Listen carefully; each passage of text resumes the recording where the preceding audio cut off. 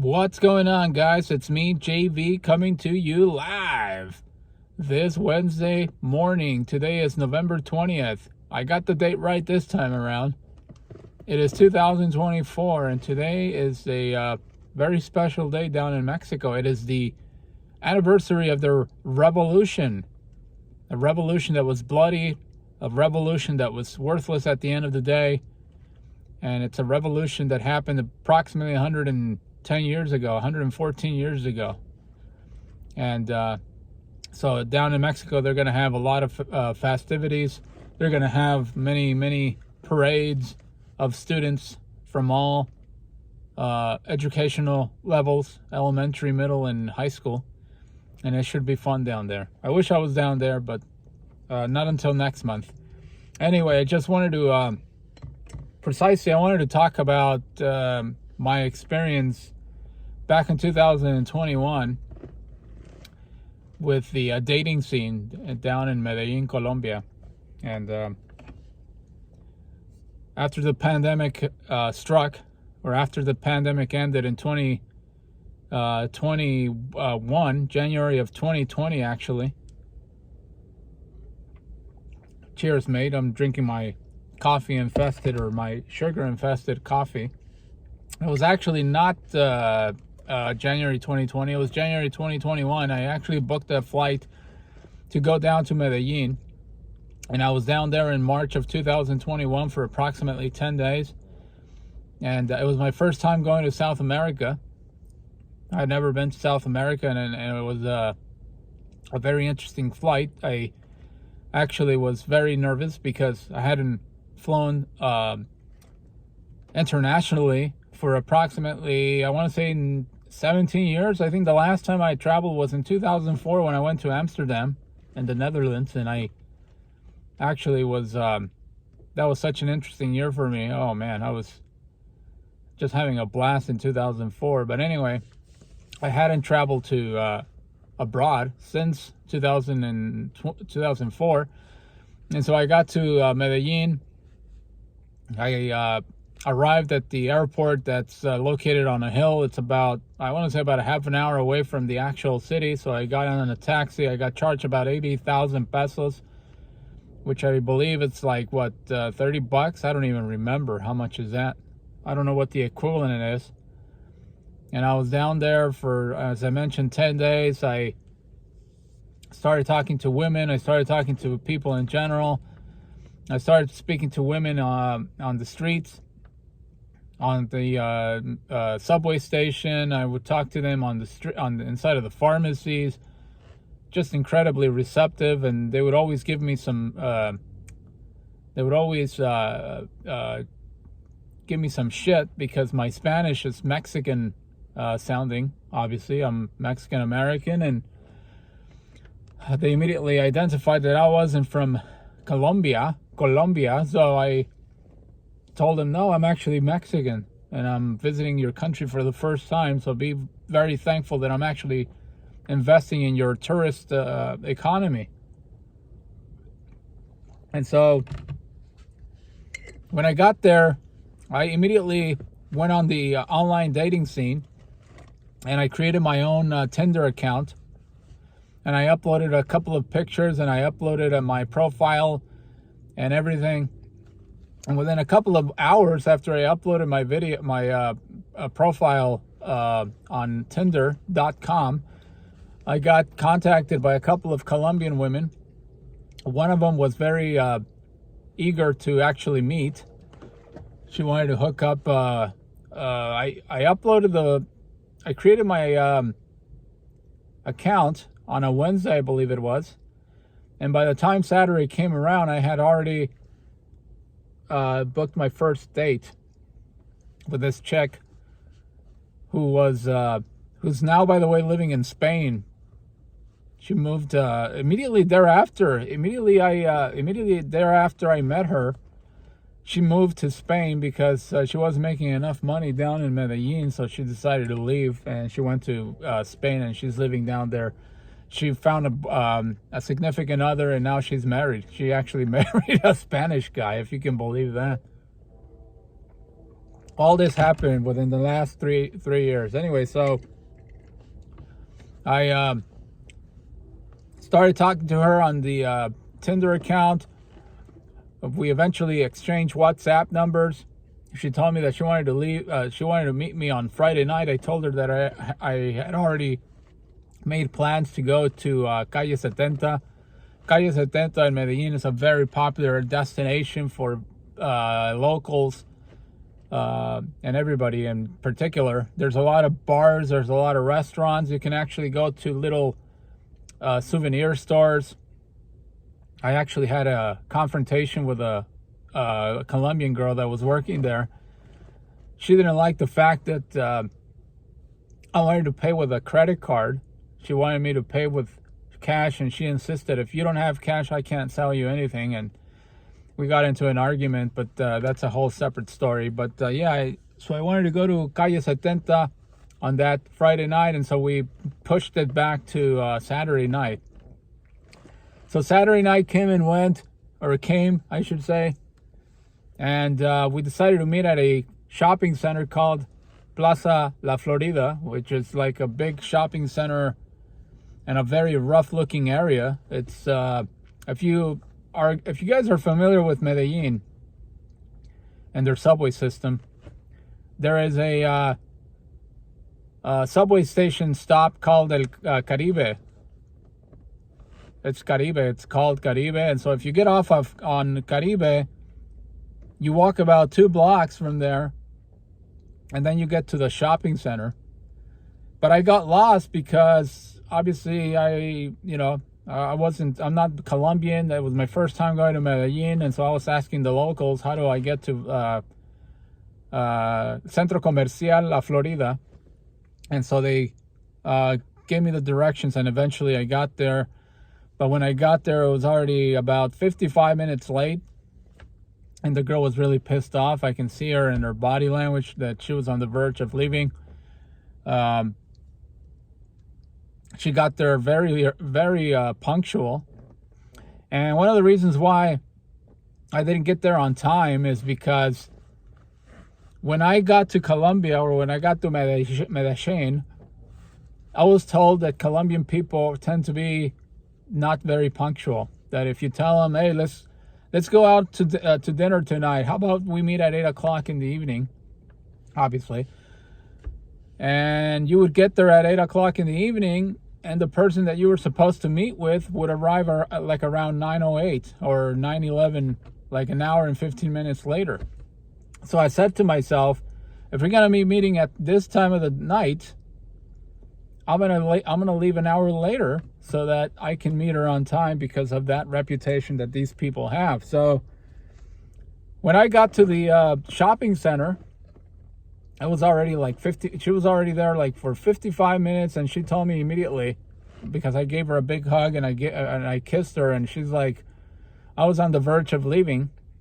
I was this close to leaving because you lied to me. You told me that you were gonna be you told me that you were already on your way to the shopping center and that you were already there. And when I got here with my motorcycle, it turns out that you were nowhere to be found. And I told her that I apologized to her, and I told her, you know what, I'm not very familiar with my surroundings, so I got lost. And I was asking for directions. I got lost. I went to, there was like a bus station there at the Caribe subway station. I don't remember if it was upstairs or downstairs, but if you walked a little bit around the station, there was like a bus terminal there. So you were able to take a bus to other cities, to Cali, to Barranquilla, Santa Marta, Bogota, what's the other one? Bucaramanga. So many other cities there in Colombia. And so she was really upset. So we went to this place called Crepes and Waffles, which is pretty prolific in Medellin. They have these establishments all over the place. And so we sat there. We spent about 2 hours on our date. We started talking about insignificant things like careers, and job opportunities and plans for the future. And she told me on that night that she was thinking about moving to Spain, that she had already saved up enough money to move down there, but apparently she had an altercation with her ex-husband or boyfriend. I don't even remember. And she lost all her money, and so she had to go back to the bank and work, because she was working at a bank called Banco Colombia. And she was telling me that she worked her ass off. She worked about 60 to 70 hours a week, which is just absolutely insane. She was a little girl, a little petite girl. She was probably like around 5'2". Very attractive young lady, typical paisa. You know, they called the Colombian women in Medellin paisas, for those of you that are not familiar with their culture. And she told me that she had to go back to work and resave the monies because she wanted to leave. She wanted to go to Spain. So after our 2 hours, we went downstairs. We left the shopping center. We went across the street. There was this city called what was it called? I don't even remember. I think it was called 002 or something like that. All those. And I needed to get some napkins because I didn't have any at my Airbnb. Then we came back outside. She said that she needed to go back home because her family was going to be throwing a party for her nephew or niece. And she was coordinating the party. So she needed to leave and go back to her family. And at the end, I said, okay, that's fine. I called Didi. She left. Then I called my own Didi. Then I left back to my Airbnb, and that was the end of our date. That concluded our date. Nothing really happened. I contacted her the following day. That was on a Sunday. She never replied. Well, she did exchange some messages, but she really didn't want to hang out with me anymore. Maybe she thought I was a flake. Maybe she didn't like the fact that I was 55 minutes late. And then ultimately, that was it. I never saw her again. Then I got contacted by another girl on Tinder, but she wanted to have intercourse. I think she was a prostitute. I don't think she was a normal girl like this one.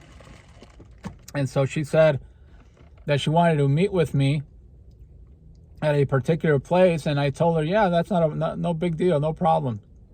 So I wound up giving her a fictitious a fictitious address, and she was telling me that she couldn't find the address. She said, I'm looking at it here on Google Maps, and I'm not able to find the address that you're giving me. And I was like, well, yeah, it's a hotel. I'm staying at a hotel. I was staying at a place called Laureles.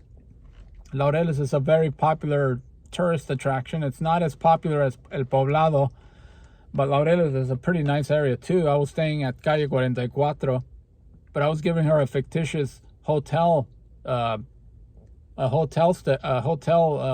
place. And then 2 hours later, she sends me another message. She sent me a bunch of naked pictures of herself. I don't know if that was really her or not. I never even asked her for pictures. So she was sending me naked pictures. And then I told her that I couldn't meet with her anymore because I was on my way back to the United States. And then she got really pissed off at me, started cursing at me, started telling me to burn in hell. And I basically replied by putting a bunch of JAs. JAs basically means LOLs in Spanish. So I was basically laughing at her face because there was no way that I was going to meet with her, given the fact that all the shit that has happened down in Medellin for the last 10 years, a lot of spiking of drinks, a lot of drugging, and God knows what the fuck happens down there. And I just didn't want to meet with a person that was so blatantly obvious that she probably had some malicious intent. She probably had some nefarious ideas, and I decided not to show up with her. But I was there for about 10 days. I think the women Overall in Medellin, we're okay. I think they're a little bit overrated. A lot of them have plastic surgery. A lot of them are artificially enhanced with their behinds and their breasts. But there was a lot of beautiful women. I talked to so many of them on the streets, like I said. The first 3 days, I was just talking to anybody that moved. And they were so receptive. I was so shocked, to see how they would just stand there and talk to you for as long as you wanted to talk to them. I would just ask them, I just got here. I'm from Mexico. I lied to them. I didn't tell them I was from the States. I was like, I'm from Mexico, and this is my first time coming to Colombia, and I just wanted to find out what the tourist attractions are. Can you refer me on places to go? So a lot of these women will start talking about their city. You can go to, I recommend you go to El Pueblito Paisa. I recommend you go to Comuna 13. I recommend you go to a place called, what is it called? Obviously, Plaza Simón Bolívar, Plaza Botello, that's in the downtown area. Then there was this place called Eje Cafetalero. It's outside of the city. It's not in Medellin. It's like a rural place where you go and there's a bunch of coffee fields all over the place. I didn't get a chance to go, unfortunately. I really regret not going because I think it would have been really fun. And then there was the other place that I'm drawing a blank right now. I think I'm going to start taking some medicine, omega-3 or something, because my memory just leaves me. Where they have this huge rock. They have a massive rock, and you have to climb like 40, the equivalent of 40 stories to get to the rock. And it's outside of the city of Medellin as well. It's a very popular tourist destination that a lot of people go to. But I'm drawing a blank. I didn't go to that place either. But anyway, so they would stand there and just give you a bunch of different places to go to. And then I met another girl that was, she looked like she was Irish. I didn't even realize she was Colombian. So I started talking to her in English. And I immediately found out that her accent was very thick. So I said to myself, she's definitely Colombian. And I started talking to her, and I invited her out to eat. But unfortunately, she declined because she had a boyfriend. But she was really nice also. I probably spent about 7 minutes just chatting her up at a place called, what was the name of the place? I was near where I was staying on Calle 44 and on Laureles, and she was really nice. So what am I trying to get at here with this video? The whole point of this video is to let you guys know that if you want to meet women in South America, I say Medellin is a great place to meet women out on the street. If you speak Spanish, that's a huge plus. I can't overemphasize the importance of being able to speak Spanish and talk to them. And I'm telling you, man, if you stop 10 women on the street or in public, I guarantee you at least 7 are gonna be very receptive to you. They'll talk to you as long as you need them to talk to you. They're extremely friendly down there. I couldn't believe how friendly they were. Very charming, very charismatic, these Paisa women. But I would not use any online dating. I would stay away from online dating. I don't think that's necessary. If you want to meet women and date women down there, you can meet them out in public. A lot of prostitutes, a lot of women that have really, really terrible, malicious intent use the dating app as a hook to lure you in. And then they try to do all kinds of shit. They work like in a network of crime.